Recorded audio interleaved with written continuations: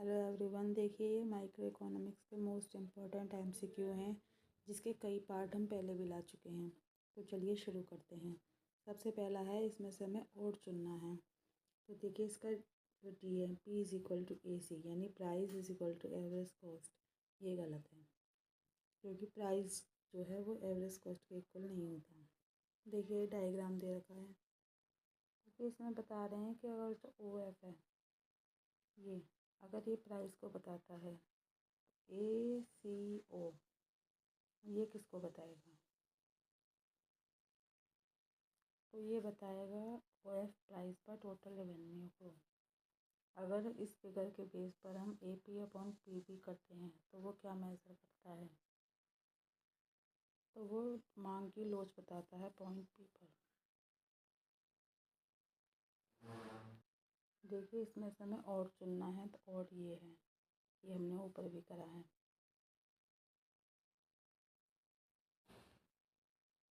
देखिए ये जो फिगर है ये बता सकती है कि जो फर्म है वो प्राइस टेकर है। प्राइस केवल इंडस्ट्री द्वारा डिटरमाइंड होता है। देखिए ये वाली फर्म है, ये वाली फिगर है जो बता रही है कि जो वो है फर्म है प्राइस टेकर है। देखिए इसमें जो है डी टी कर्व है इंडस्ट्री का, ये ऐसे ऐसे सप्लाई कर्व है, ठीक है।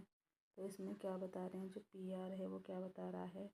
पी आर जो है फर्म का संतुलन बता रहा है, और प्रॉफिट मैक्सिमाइजेशन पॉइंट बता रहा है, इक्विलिब्रियम प्राइस बता रहा है, और इक्वलाइजेशन बता रहा है मार्जिनल और एवरेज रेवेन्यू का। इसमें देखिए ऑड वन आउट करना है, ये है।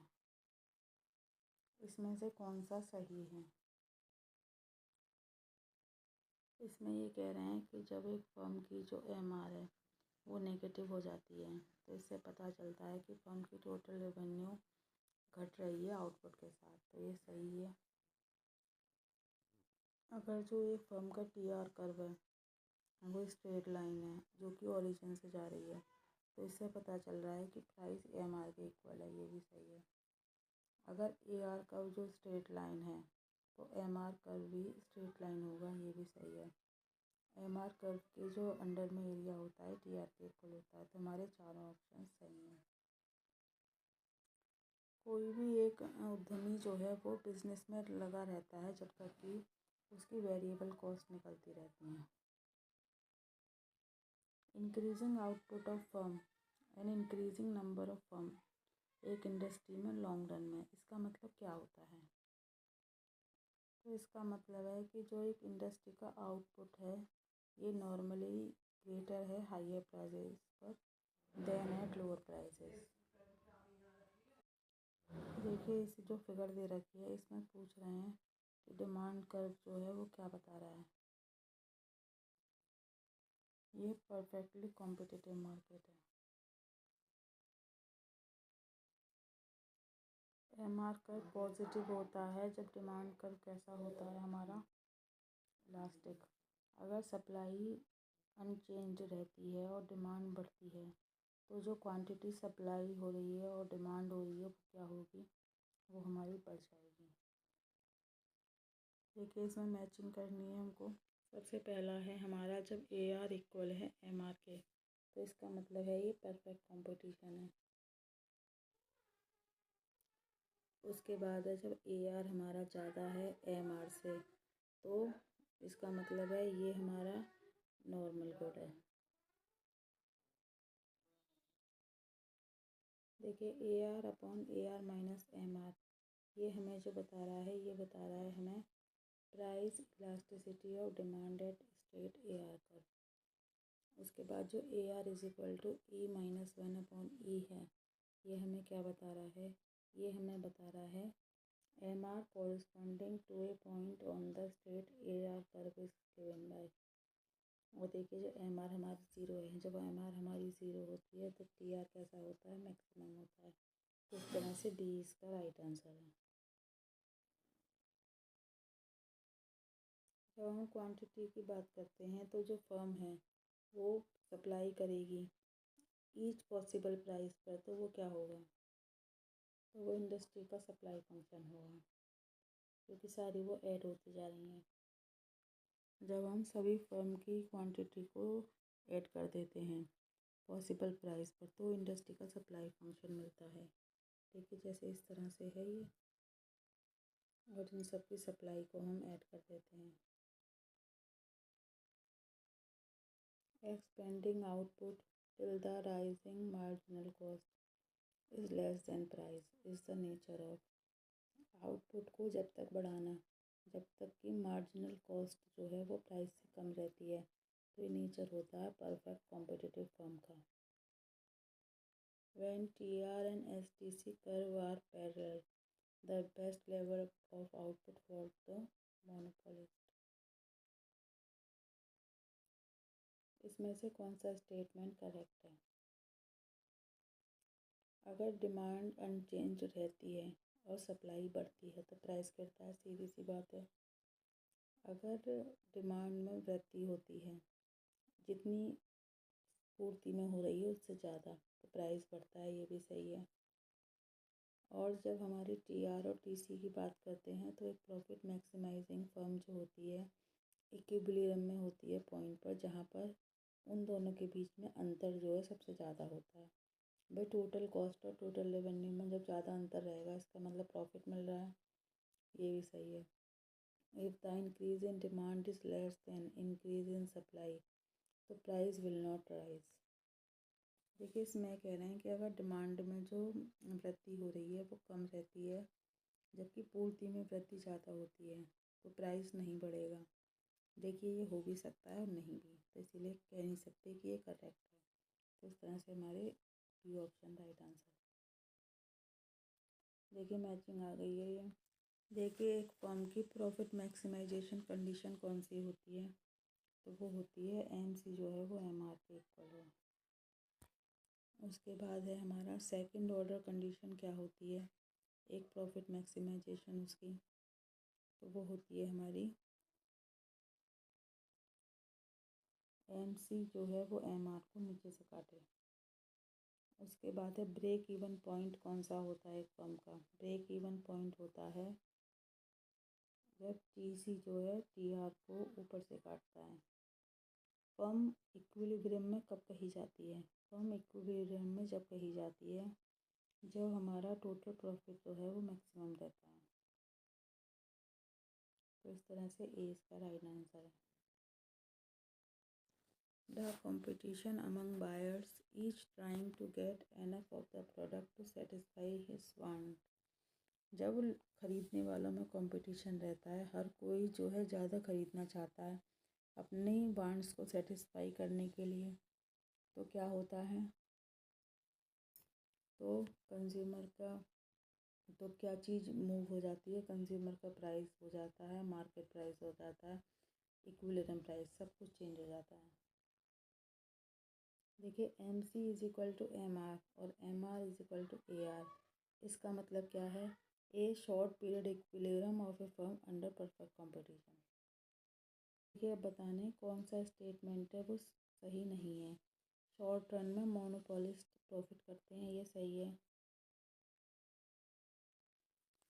The impositions of maximum price at the point where the monopolist SMC curve intersects the curve that causes monopolist to make profit, ये भी सही है। Which form of monopoly regulation is most advantage for the consumer, the price control, ये भी सही है। तो इसमें सारे सही हैं, मतलब कोई भी नॉट करेक्ट नहीं है।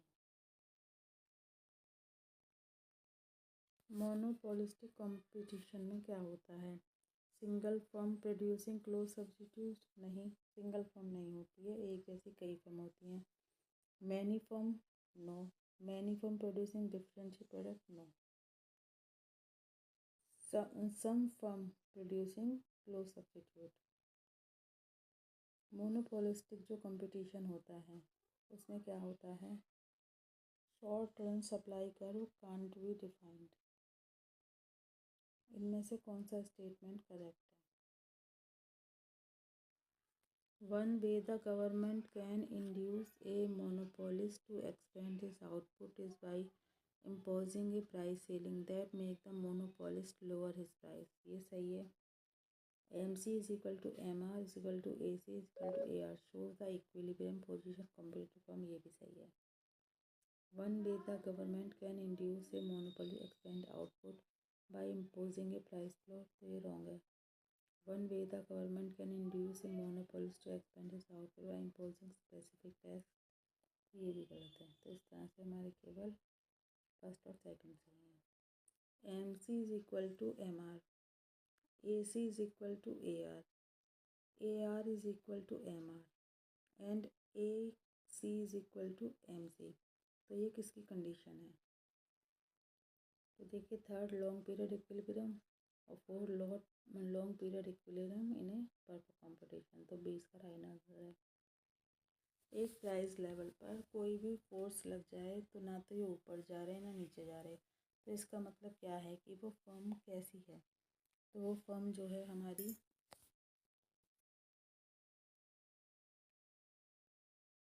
इक्विलिब्रियम में है, प्राइस इक्विलिब्रियम में है, इक्विलिब्रियम प्राइस है और प्राइस और क्वांटिटी दोनों इक्विलिब्रियम यानी कि सभी कुछ।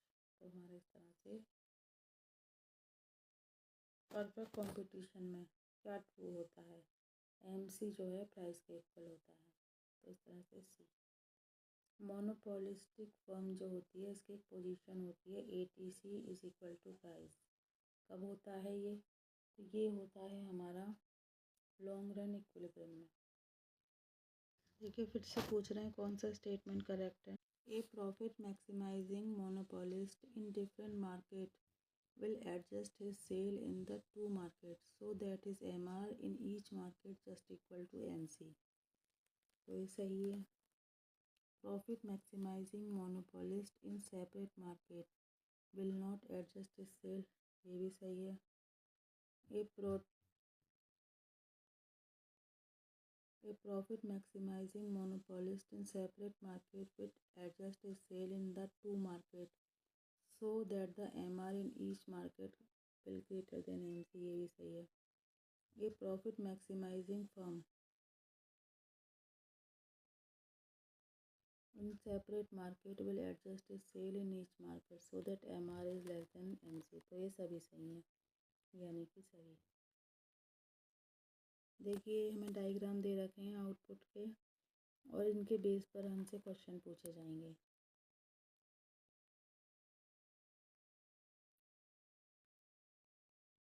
देखिए पूछ रहे हैं कि जो फिगर ए है ये क्या दिखा रही है? तो जो हमारी फिगर ए है परफेक्टली कॉम्पिटिटिव मार्केट दिखा रही है और उसमें कैसे इक्विलिब्रियम है। और जो फिगर बी है ये दिखा रही है हमारा लॉन्ग रन में परफेक्टली कॉम्पिटिटिव फर्म का इक्विलिब्रियम, ये लॉन्ग रन में दिखा रही है। ये जो फिगर बी है इसमें जो हमारे ABC हैं ये क्या दिखा रहे हैं? ABC ये दिखा रहे हैं LMC LAC और AR is equal to MR, ठीक है। ये देखिए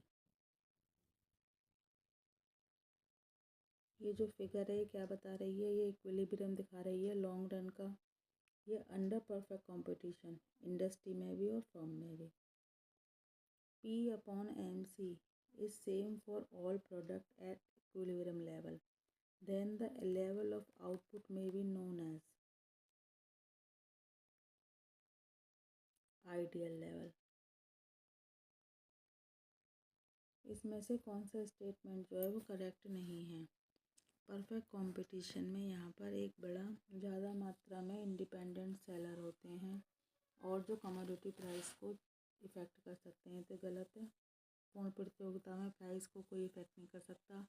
जो फर्म होती है वो प्राइस मेकर नहीं होती, प्राइस टेकर होती है। परफेक्ट कंपटीशन में सारी फर्म के जो प्रोडक्ट हैं होमोजीनियस आइडेंटिकल होते हैं। देखिए ये क्वेश्चन हमने गलत पढ़ा।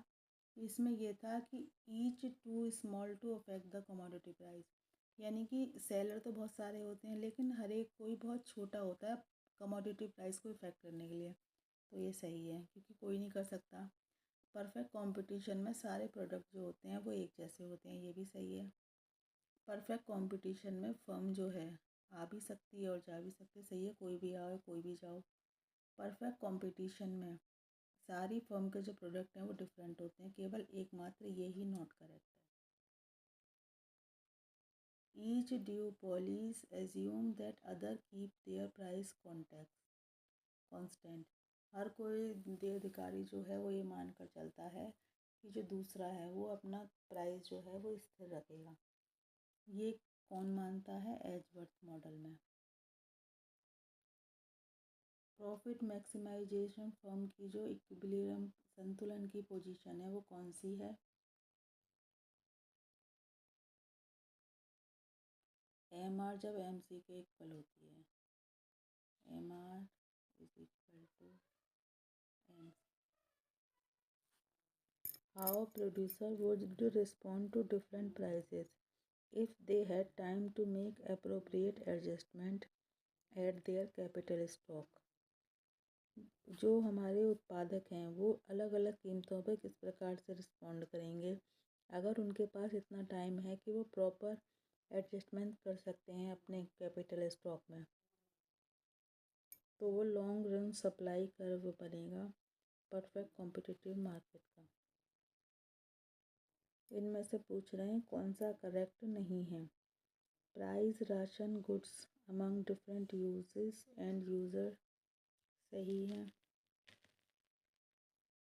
Price tend to force producer into low cost operation specially in competitive industry ये भी सही है। Price tend to force producer into higher cost operation specially in competitive industry ये गलत है। Prices reflect in competitive industry ये सही है। तो इस तरह से हमारा थर्ड गलत है। बस इसमें से हमें ऑड वन ढूंढना है। A horizontal x axis of a consumer's equilibrium, देखिए ये तो ऑड नहीं है। उसके बाद the demand curve faced by perfect competitive firm, ये भी ऑड नहीं है। M R curve for a perfectly competitive firm, ये भी ऑड नहीं है। M C curve for a monopoly market, ये ऑड। इसमें पूछ रहे हैं कौन सा गलत है। A centralised cartel leads to monopoly, जब वो कार्टेल बना लेते हैं तो मोनोपोली हो जाती है, ये तो सही है। और a centralise cartel is illegal in US, US में कार्टेल जो है वो इलीगल है, तो ये भी सही है। एक जो सेंट्रलाइज्ड कार्टेल होता है वो कैसे बिहेव करता है? मल्टी प्लांट मोनोपोलिस्ट, अगर ये चाहता है मिनिमाइज़ करना टोटल कॉस्ट ऑफ प्रोडक्शन, तो ये भी सही है। तो इसका मतलब हमारे सारे सही हैं, कोई भी गलत नहीं है।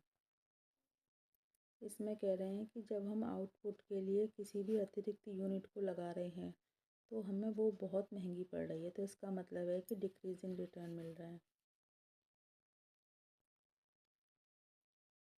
जब देखिए प्राइस हमारा ए एस आर से ज़्यादा है, टी सी और पी जो हैं वो मिनिमम है, और ए टी सी जो कंडीशन है, पी जो है वो मिनिमम है ए टी सी का, तो जो इन कंडीशन पे जो ए फर्म जो है वो इंडस्ट्री में एंटर करेगी, कब करेगी?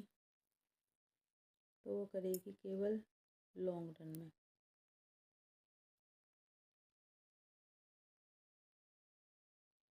जब डिमांड कर्व में हमारा एक अपवार्ड शिफ्ट आता है तो जब हमारा प्राइस जो है वो कैसा होता है? जब हमारी एक डिमांड में शिफ्ट आता है ऊपर की तरफ तो उससे प्राइस क्या होता है? प्राइस जब ऊपर की तरफ जाता है तो वो क्या कहा जाएगा? तो उसे कहा जाएगा perfectly inelastic.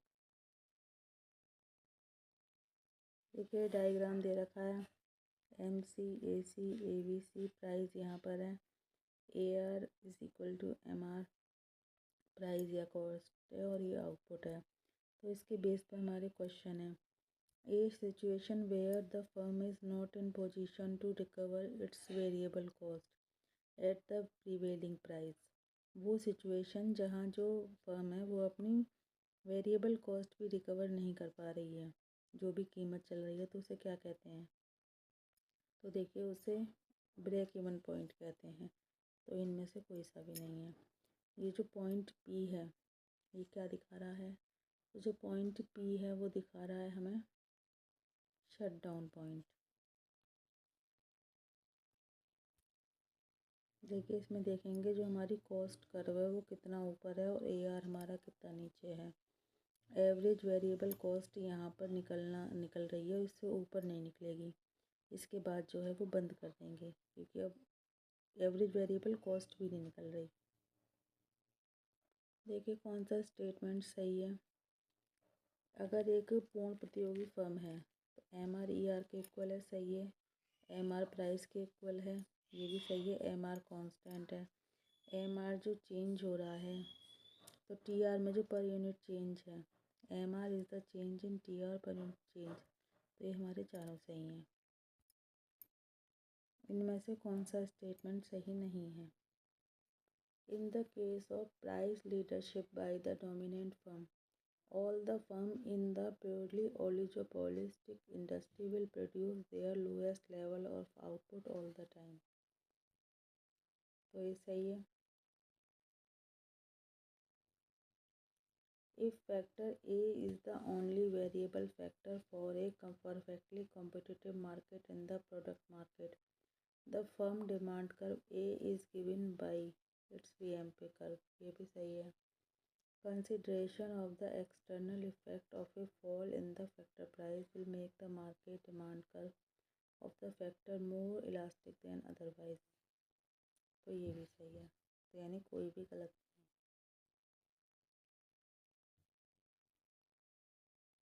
Competitors will ignore a price increase but will follow a price cut। ये किसकी एजम्पशंस हैं। तो ये हमारी जो है ओलिगोपोलिस्ट की और किंग की डिमांड कर्व की है। Supply function would short downward to the right if MC of all the firms in a perfectly competitive industry were to increase। If an upward shift of supply curve result in lowering the price, अगर एक supply curve में ऊपर की तरफ जो shift आया है उससे प्राइस जो है कम हो गया है तो हमारी डिमांड इनइलास्टिक है। परफेक्ट कंपटीशन में एक फर्म जो प्रोड्यूस कर सकती है ऑप्टिमम प्लांट पे। इनमें से कौन सा स्टेटमेंट सही नहीं है। तो देखिए अगर ये कह रहे हैं कि अगर फर्म एक कॉम्पिटिटिव मार्केट में आती है तो इसमें एक टेंडेंसी रहती है कि प्राइस तो कम होता है और एवरेज कॉस्ट इंक्रीज होती है, ये सही है। Bilateral monopoly implies one seller and one buyer, सही है। Under monopoly there is no distinction between firm and industry, तो ये भी सही है। Perfect price discrimination occurs when every unit of output is sold at different price, ये भी सही है।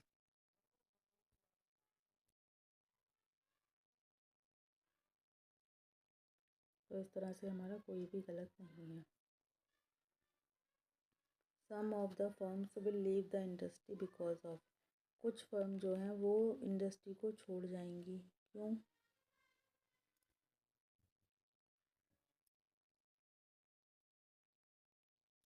Suffering loss in a short run competitive equilibrium in the long run,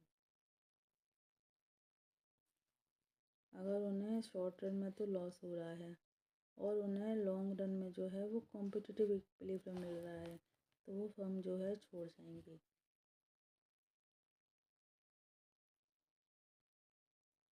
देखिए इंट्रा मार्जिनल फर्म क्या होती है। Earn super normal profit in long run under perfect competition, एक ऐसी सिचुएशन जहाँ पर जो compete करने वाली फर्म होती हैं वो छोटी होती हैं तो उस कंडीशन को क्या कहते हैं, उस कंडीशन को ओलिगोपोली कहते हैं। Firm are under severe pressure to keep their cost low, ये सिचुएशन क्या है, जब फर्म को बहुत ज़्यादा प्रेशर होता है कि उन्हें अपनी कीमत कम रखनी है, इसे कहते हैं strong competition. Long run price यानी दीर्घकाल कीमत को हम कैसे डिफाइन कर सकते हैं, तो दीर्घकाल कीमत को हम बता सकते हैं वो कीमत जो हमारी वेरिएबल कॉस्ट और फिक्स्ड कॉस्ट सबको कवर कर लेगी। इसमें पूछ रहे हैं कौन सा स्टेटमेंट सही है। एम आर जो है गिवन आउटपुट का क्या होता है, एम आर वो होता है जिस पर मार्जिनल यूनिट बिकती है, नहीं। The change in T R resulting from the sale of last unit, सही है। T R from all unit sold divided by volume of sale, ये गलत है। The market demand for any commodity is the quantity needed to maintain a given standard of living, तो हमारे second और fourth सही हैं।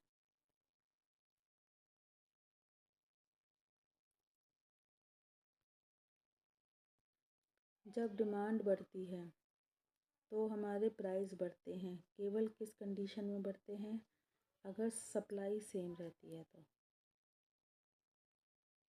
प्राइस हमारे same रहते हैं अगर सप्लाई और डिमांड कैसी रहे हमारी, इंक्रीज इक्वली। अगर हमारे सप्लाई बढ़ रही है उतनी डिमांड भी बढ़ रही है तो कीमत पर हमारे कोई प्रभाव नहीं पड़ेगा। कीमत हमारी कब सेम रहती है, जब, ये ऑप्शन सही है।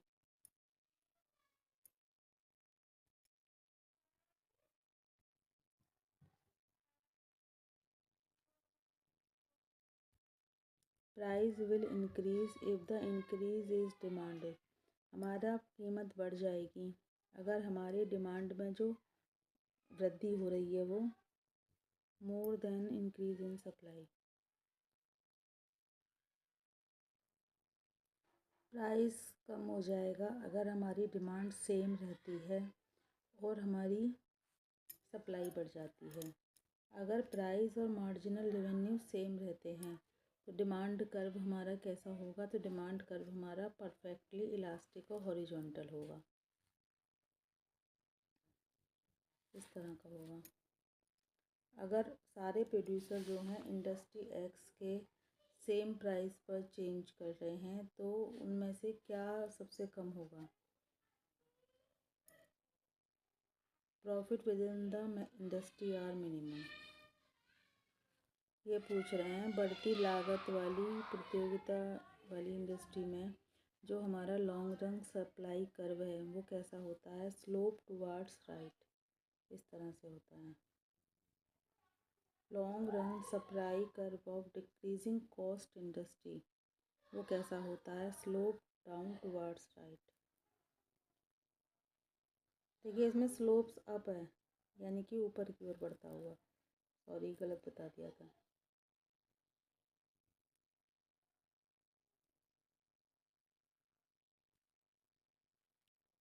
It can sell as much as it wants at the market price, ये जितना चाहे उतना बेच सकता है अगर मार्केट प्राइस पे चाहे तो ये परफेक्ट कंपटीशन है। Equating M C and M R, the competitive firm can maximize its profit in, कहाँ कर सकते हैं, लॉन्ग रन में। किंग डिमांड कर्व किससे रिलेटेड है, ओलिगोपोली से। Market equilibrium is a mechanism which reconcile the independent decision of the consumer and producer। इसमें पूछ रहे हैं कौन सा स्टेटमेंट सही है। परफेक्ट कॉम्पिटिटिव मार्केट में जो कीमत होती है डिमांड और सप्लाई से डिटरमाइंड होती है, सही है। और जो पूर्ण प्रतियोगिता एक फिनोमिना है जो कि रियल वर्ल्ड में नहीं होती, ये भी सही है। Market period supply curve is perfectly inelastic, ये भी सही है। Seller reserve price is the price below which the seller refuse to supply the good, ये भी सही है। तो हमारे सारे ही सही हैं, तो ये सी हमारा राइट आंसर है। When demand rises and supply also rises the equilibrium price became, अगर डिमांड भी बढ़ रही है और साथ साथ सप्लाई भी बढ़ रही है तो हमारा इक्विलिब्रियम प्राइस, संतुलित कीमत हमारी कैसी रहेगी, इनडिटरमिनेबल, मतलब निश्चित तौर पर कुछ कहा नहीं जा सकता। Cigarette industry must closely related to, जो सिगरेट इंडस्ट्री है वो कैसी बता सकते हैं हम, जो सिगरेट इंडस्ट्री है उसको हम पूर्ण प्रतियोगिता बता सकते हैं। TR कर्व और TC कर्व पैरेलल हैं और TR जो है वो TC से ज़्यादा है। तो इसका मतलब क्या है?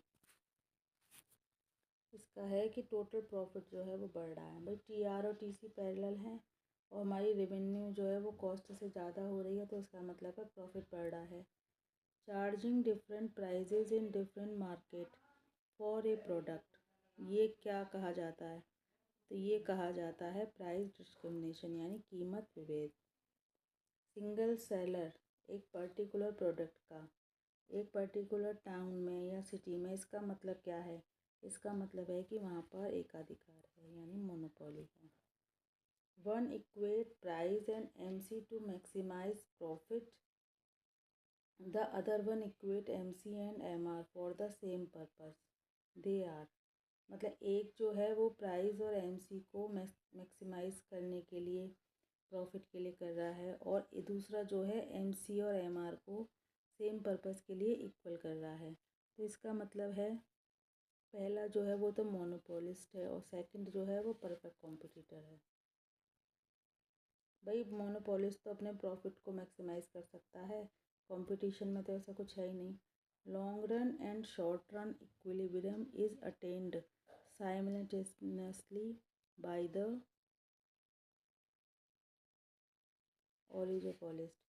इनमें से कौन सा स्टेटमेंट सही है? अगर फर्म है ऑपरेट कर रही है left minimum point on the long run curve, then the firm is operating at the point to the left of minimum point on a short run curve। तो ये सही है, ये इसका राइट आंसर है। If the monopoly profit were to add to cost, so the cost equaled revenue even if the average cost curve exclusive of profit was rising, the average cost curve obtained from the first operation is necessary decreasing at the equilibrium output। Quantity demanded varies inversely with price, तो ये है typical demand schedule. Amount of x which will be put on the market at certain price in A given period means, एक x का जो है वो amount है market में निश्चित कीमत पर एक निश्चित समय पर ही दिया जाएगा। इसका मतलब क्या है? इसका मतलब है supply schedule of a commodity X. Normal price is known as, सामान्य कीमत को क्या कहा जाता है? तो सामान्य कीमत को लॉन्ग रन इक्विलिब्रियम प्राइस कहा जाता है। There is a single seller of a commodity which has no close substitute, pure monopoly. इनमें से कौन सा सही नहीं है? इनमें से कौन सा सही नहीं है? Monopoly form of market organization may be result of increasing return to scale, ये सही है। Monopoly form of market organization may be result of patent or government decision, ये भी सही है। Monopoly form of market organization may be the result of control over the supply of raw material, ये भी सही है।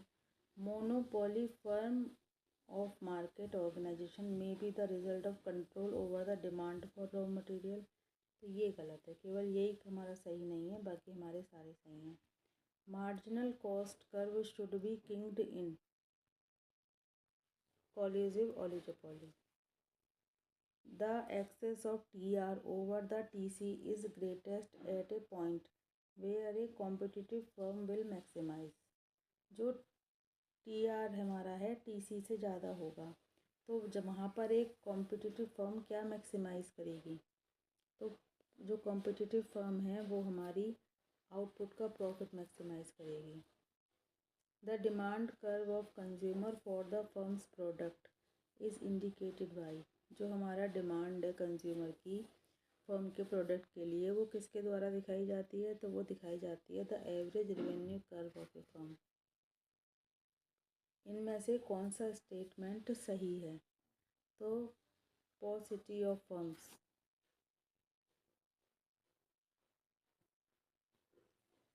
मोनोपोलिस्टिक कंपटीशन में पॉसिटी of firms. देखिए पॉसिटी का मतलब होता है कंपनी की कमियां, मतलब कम कंपनियां होना।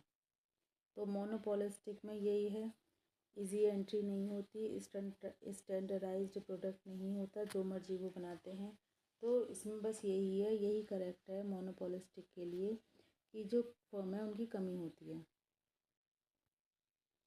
ये बताता है कि एक जो सेलर का ग्रुप है वो एक पूर्ण प्रतियोगिता मार्केट में किस तरह से बिहेव करेगा। तो ये बताता है मार्केट सप्लाई कर्व। जब हमारा डिमांड कर्व इलास्टिक है तो एमआर कैसी होती है। जब हमारा डिमांड कर्व इलास्टिक होता है तो हमारी एमआर जो है वो पॉजिटिव होती है। जब टीआर और एसटीसी कर्व पैरेलल होते हैं तो ये एक पॉइंट को शो करते हैं जहाँ पर जो हमारे मोनोपोलिस्ट हैं उन्हें क्या मिलता है, मोनोपोलिस्ट हैं उनको बेस्ट लेवल ऑफ आउटपुट मिलता है। In the long run due to blocked entry pure profit can be made bye.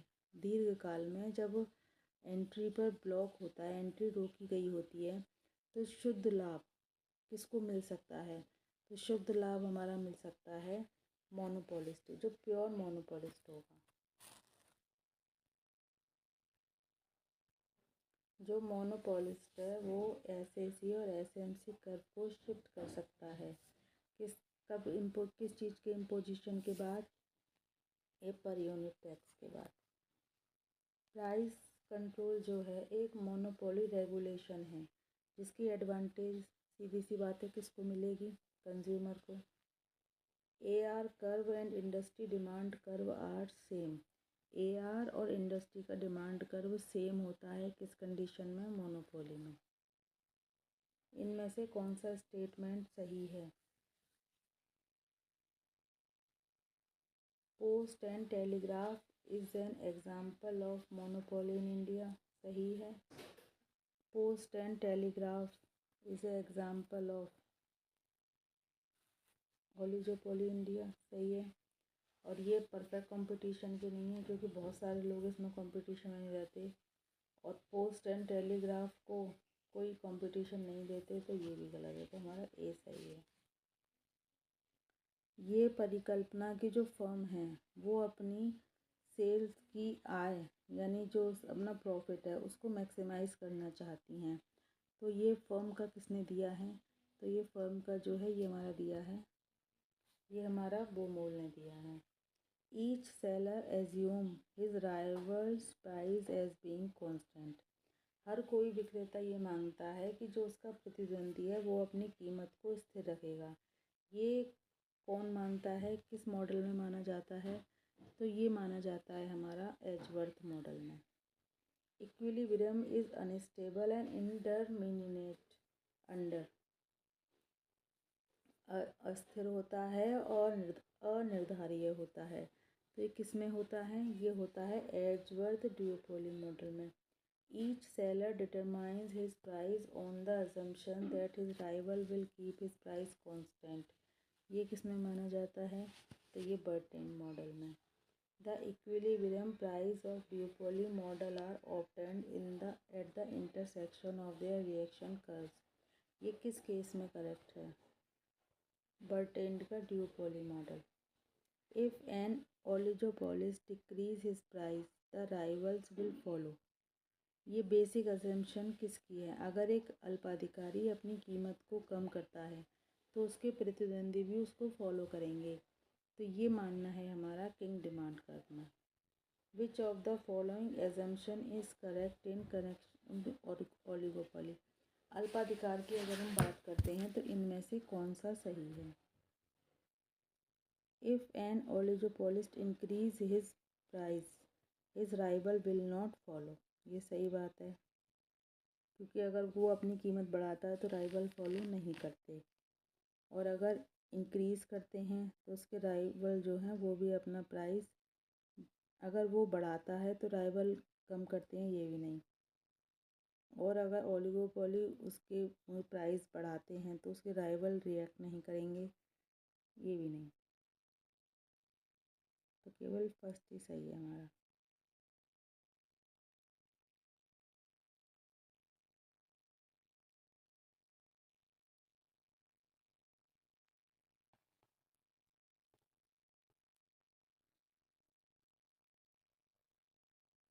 The upper portion of the king demand curve is relatively, जो किंग डिमांड कर्व का जो ऊपर का भाग होता है, ऐसे होता है ना ये इस तरह से, तो ऊपर का भाग जो होता है वो कैसा होता है, तो वो भाग कैसा होता है, मोर elastic. Each seller ultimately supplied 1/3 of market and charges the same price. ये किसका कंक्लूज़न है, तो ये कंक्लूज़न है हमारा कुर्नो के ड्यूपोली मॉडल का। His competitor will keep his output constant even if he changes his own is the assumption on. उसके कॉम्पिटिटर अपना आउटपुट स्थिर रखेंगे अगर वो अपना बदलता भी है तो ये अजम्पशंस किसकी है, ये अजम्पशंस है हमारी कुर्नोट के मॉडल की। In differentiate oligopoly firms are producing, जो हमारी विभेदात्मक अल्पाधिकार है, इसमें जो फर्म है वो प्रोड्यूस कर रही हैं close substitute. A market firm implies that two firm are known as, एक मार्केट फर्म ये मानती है कि दो फर्म जो वो मानी जाती हैं वो कैसे, वो ड्यूपोली। एक फर्म जो है हाईएस्ट कॉस्ट ऑफ प्रोडक्शन है, तो वो किस केस में पॉसिबल नहीं हो पाएगा, price leadership under oligopoly. The lower portion of the king demand curve is noted for bringing in just a few new consumers. So it is। देखिए ऊपर वाला तो इलास्टिक होता है, नीचे वाला कैसा होता है हमारा, रिलेटिवली इनइलास्टिक। देखिए ऊपर वाला मोर इलास्टिक होता है, नीचे वाला मोर इनइलास्टिक होता है। इसमें से हमें विपरीत चुनना है। Independent decision making by each firm, inter indeterminate demand curve facing each firm having barriers to entry, importance of advertising and selling cost। इनमें से बस यही सब है, क्योंकि ये सारा हमारा जो है मोनोपोलिस्टिक को बता रहे हैं। Joint profit are maximized in the model cartel,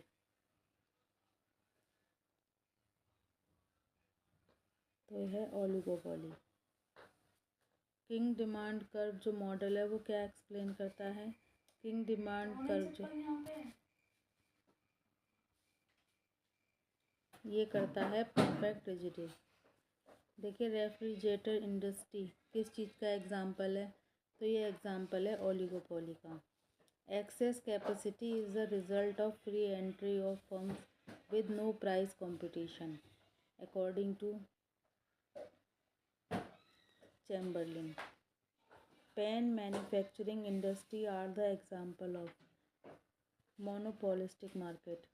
The degree of product differentiation and the elasticity of demand between product of two firms under monopolistic competition are related inversely. Which of the following is correct under monopolistic competition? Monopolistic competition में कौन सा हमारा सही है, तो वो है selling cost. To increase the demand for a product A, firm under monopolistic competition will spend money for advertisement. If there is a effective price competition in the market, the monopolistic competition does not create excess capacity according to Chamberlain. Degree of monopoly power is expressed by P minus MC upon P and P minus MR upon P। तो ये किसका formula है, तो ये जो है हमारा AP Lerner का फॉर्मूला है। Let I be the price elasticity of demand in the degree of monopoly power. It is represented as maximizing profit. The theory of monopolistic competition is developed by, एकाधिकारात्मक प्रतियोगिता किसने developed करी है, तो ये developed करी है हमारी चैम्बरलिन ने। negatively sloped with higher elasticity demand curve is related to monopolistic competitor. The term group equilibrium is related to group equilibrium किससे रिलेटेड है? तो ये हमारा रिलेटेड है analysis of monopolistic competition by Chamberlin. If E is the elasticity of demand for the product of a monopolist, then the E upon E minus 1 is the ratio P upon MR. It does not exceed supernormal profit, will reduce excess profit of a monopolist. The imposition of income tax. तो बस आज के लिए इतना ही. आशा करते हैं आपको ये वीडियो समझ में आ गया होगा. ये क्वेश्चन बहुत हेल्पफुल है. आशा करते हैं आपको ये वीडियो पसंद आए. ऐसे ही वीडियोस के लिए हमारे चैनल पर बने रहिए. हमारे चैनल को सब्सक्राइब कीजिए. Thanks for watching.